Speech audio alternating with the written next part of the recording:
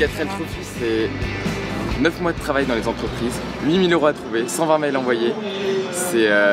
On en chie, on en bave, même pendant le raid.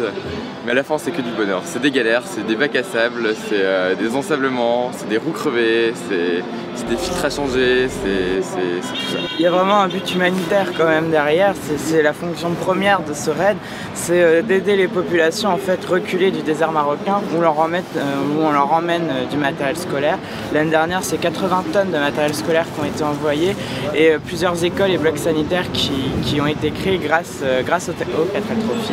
Donc ce qui nous a motivés pour faire ce raid, c'était surtout l'aventure et puis aussi l'esprit de solidarité qui regroupe tous les équipages du 4L Trophy. Alors on va faire 6000 km en 10 jours, donc on est toujours un peu anxieux, on espère que ça va tenir le coup, qu'on va arriver jusqu'au bout, qu'on va pouvoir revenir aussi surtout. On sait qu'on n'est pas à l'abri d'une panne. Alors on a eu l'ASEF qui est notre principal sponsor. Et à côté de ça, nous on a des marchés, on a tous les marchés, on a tout essayé, que ce soit des associations, des grosses entreprises, des petites.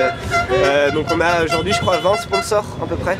Ouais, dans tous les domaines en plus, dans le bâtiment, dans le commerce, etc.